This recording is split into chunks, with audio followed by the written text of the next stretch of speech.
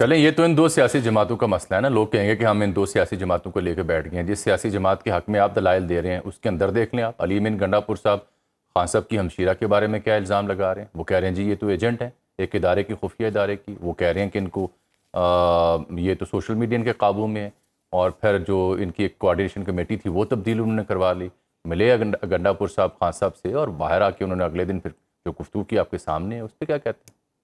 دیکھیں اس وقت P T I جو ہے اس کو آپ سمجھ لیں, پی ٹی آئی دو چیزوں کا نام ہے, عمران خان اور عوام. درمیان میں جو کچھ ہے وہ فلر ہے. اچھا وہ فلم ہے, وہ فلر ہے. فلر, ہاں مطلب وہ بھرتی ہے نا. اچھا ٹھیک ہے جی. اب یہ ہے معذرت کہ میں فلم کہہ بیٹھا, غلطی ہوئی سننے میں. فلم تو پہلے چل رہی تھی, اب فلر آ گیا. ٹھیک ہے. اچھا تو اس کے لیے یہ ہے کہ یہ باقی جو ہے وہ فلر ہے. جہاں تک عمران خان جب تک جیل میں ہے اور جب تک پی ڈی ایم کی حکومت ہے, پی ٹی آئی کو کوئی خطرہ نہیں. کوئی خطرہ نہیں. عمران خان کا جیل میں رہنا اور پی ڈی ایم کی حکومت, آپ کہہ رہے ہیں پی ڈی ایم کی حکومت ضامن ہے؟ نہیں, حکومت بالکل اس کی مقبولیت کی ضامن ہے, اور اس کا جیل میں رہنا وہ بھی عمران خان کی مزید مقبولیت کا دلچسپ بات ہے. ٹھیک ہے نا جی. یہ دو قوتوں کے ہوتے ہوئے یا یہ دو حقیقتوں کے ہوتے ہوئے عمران خان کی اور پی ٹی آئی کی سیاست کو کوئی خطرہ نہیں.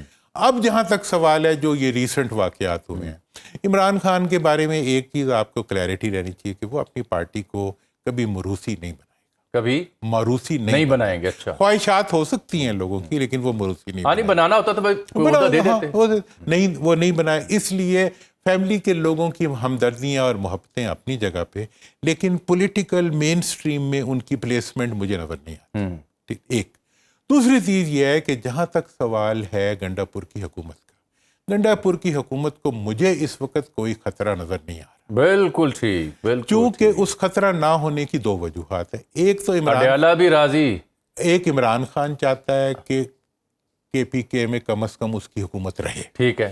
اچھا, باقی جو اس وقت جو اسٹیبلشمنٹ ہے, اسٹیبلشمنٹ افورڈ ہی نہیں کر سکتی کہ کے پی کے کی حکومت ختم کر کے وہ اپنے لیے اپنے آپ کو اس ایکسپوز کر دے اس طرف جس دہشت گردی کو وہ فیس پہلے سے بہت قربانیاں دے کے کر رہے ہیں. اس صورتحال میں یہ سمجھتا ہوں کہ گنڈا پور کی حکومت بھی ابھی چلنی ہے. ٹھیک ہے نا جی. اور یہ ملک کے مفاد میں بھی ہے, اسٹیبلشمنٹ کے مفاد میں بھی ہے, پی ٹی آئی کے مفاد میں بھی ہے. لیکن پی ڈی ایم جو ہے وہ پوری کوشش کر رہی ہے کہ کسی طریقے سے پی ٹی آئی کی حکومت کو گرا کے, پی ٹی آئی کو اسٹیبلشمنٹ سے لڑوا کے اور ان کا ٹکراؤ بڑھا کے وہ اپنے لیے طوالت عمر کا سبب پیدا کر لیں. اور دوسری طرف جب وہ یہ محسوس کرتے ہیں کہ اسٹیبلشمنٹ کا ان کے اوپر بوجھ بڑھ ہے یا وہ اسٹیبلشمنٹ کی طرف ان کی قبولیت کم ہو رہی ہے, تو پھر وہ خود کچھ نہیں کرتے, وہ چابی دیتے ہیں جا کے پی ٹی آئی کو کہ تم پڑ جاؤ جا کے اسٹیبلشمنٹ کو, اسٹیبلشمنٹ کے خلاف بولنا شروع کر دو, گالیاں دینا شروع کر دو, بری باتیں کرنی شروع کر دو, لڑنا شروع کر دو. وہ ان کا مقصد یہ ہوتا ہے کہ وہ پی ٹی آئی کو بیڈ ماؤتھ کروا کے اسٹیبلشمنٹ کو, ایک طرف تو وہ ریٹنگ لیتے ہیں, اپنی پاپولیرٹی لیتے ہیں, دوسری طرف وہ یہ کرتے ہیں کہ وہ پی ٹی آئی کا راستہ روکتے ہیں. اور ان کا یہ خیال ہے کہ جس دن پی ٹی آئی کی اور اسٹیبلشمنٹ کی مکمل لڑائی ہو گئی, اس دن اسٹیبلشمنٹ مکمل طور پہ ہماری گود میں آ کے گرے. یہ قبل از وقت ہے خیال؟ قبل از وقت خیال نہیں ہے. میں تو سیاسی وہ ہوں, نجومی تو نہیں کہہ سکتا, سیاسی وہ ہوں, منظرنامے کو دیکھ کے بال کے میں دیکھیں میری ساری باتیں جو ہوتی ہیں, میں نے کبھی بریکنگ نیوز نہیں دی, میں تو ہمیشہ بریکنگ بہت سیاست ہوگی. آپ کے دور میں, مشرف صاحب کے دور میں بھی اسرائیل کا موضوع چھڑا تھا.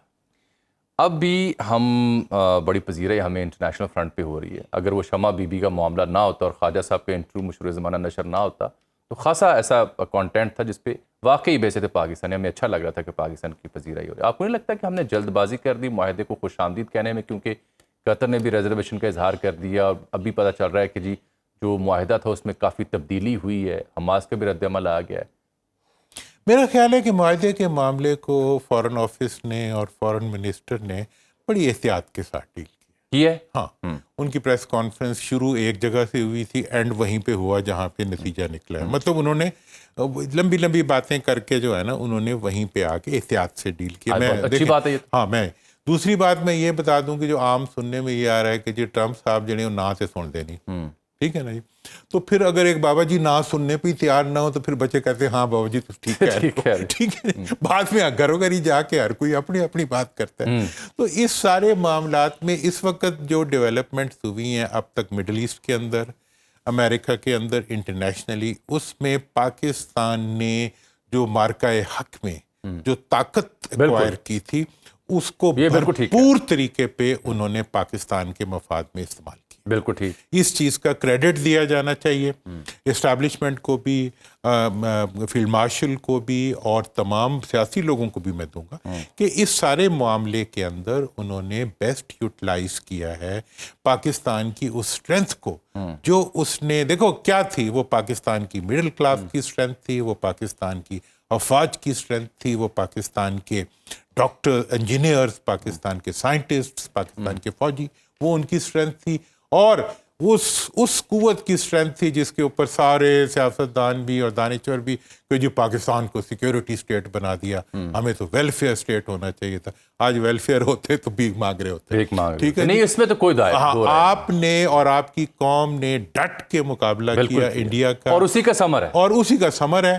اور آئندہ کے لیے بھی میں یہ سمجھتا ہوں کہ ہمیں اب وقت آ گیا ہے کہ آپ اپنی سیاست کو سیاستدانوں کی طرف کر دیں اور اسٹیبلشمنٹ اور فوج کو رگڑا دینا چھوڑ دیں۔ بالکل ٹھیک۔ اچھا درانی صاحب، مشرف صاحب کے دور میں اسرائیل کے حوالے سے کیا غور ہوا تھا ویسے؟ دیکھیں، مشرف صاحب کے دور میں اسرائیل کے ریفرنس سے کچھ لوگوں نے یہ کوشش کی تھی کہ جی جو جیوش لابیز ہیں ان کے ساتھ ایک ڈائلاگ کا سلسلہ شروع کیا جائے، اور ہوا تھا؟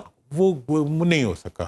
مطلب وہ اصل میں پاکستان کی جینیسس میں، پاکستان کی بنیاد کے اندر جو ہے نان ایکسیپٹنس فار اسرائیل، وہ تو ہے، وہ ہے، بالکل، اور اس سے جس کسی نے بھی لڑنے کی کوشش کی ہے اسے منہ کی کھائی۔ اب جو صورتحال ہے، اب ہم بالکل ایک، دیکھو ہماری فارن آفس کی بڑی ایک یہ کامیابی ہے ہمیشہ سے، 47 سے آج تک کبھی ہمارے فارن آفس نے یو این کے اندر ناانصافی کا ساتھ نہیں دیا پورے درانی صاحب 78 مشرف صاحب کے دور میں کوئی روابط ہوئے تھے ٹریک 2 میں؟ سنتے تھے کہ جی کچھ لوگ اس میں کوشش کر رہے تھے، کچھ لوگوں کے نام بھی تھے، لیکن پھر وہ مطلب اگلے دن ہی جو بھانڈا پھوٹ جاتا ہے۔ کوئی بھی اس قسم کی جو بھی کوئی ایفرٹ کر رہا ہوتا ہے نا، پتہ نہیں وہ شہیدوں کے خون کا اثر ہے یا ان کی قربانیوں کا اثر ہے یا وہ اس سرزمین کی حرمت کا اثر ہے کہ تھوڑی سی بھی کوئی بات کرتا ہے اور وہ ناکامی کی۔ اچھا جانے سے پہلے، اب کیونکہ وقت کم ہے، یہ نئے صوبوں والی بحث اچانک دوبارہ شروع ہوئی، آپ بھی بڑے اس کے حامی تھے، آپ نے تو میرے پروگرام میں بتا دیا تھا کہ حال یہ ہے کہ جو پارلیمان میں قرارداد آلریڈی پنجاب اسمبلی، بس اس پہ عمل کر دیں۔ تو وہ بحث اب لگ رہا ہے کہ شاید بر وقت نہیں تھی، کیونکہ موضوعات تو اور بڑے اہم آ گئے، تو اس نئے صوبوں کی بحث سے لینز ہٹ چکا ہے؟ دیکھیں، میرا خیال یہ ہے کہ نئے صوبوں کی بحث سے لینز ہٹنا نہیں چاہیے۔ یہ بحث اب دوبارہ شروع ہوگی جب بھی کوئی ریئل اپوزیشن پاکستان میں آئے گی، ٹھیک ہے نا جی، تو وہ 3 چیزوں کو اٹھائے گی، ایک صوبے، بلدیاتی ادارے اور NFC ایوارڈ، ٹھیک، ان تینوں کو ایڈریس کرنا پڑے گا۔ لیکن یہ کوئی ڈرائنگ بورڈ سولوشن یا تھنک ٹینک سولوشن یا کوئی ٹینک کے ذریعے کوئی سولوشن نہیں، صرف اور صرف پارلیمنٹ کے ذریعے۔ ایک اور نشست پہ اٹھا رکھتے ہیں اس معاملے کو،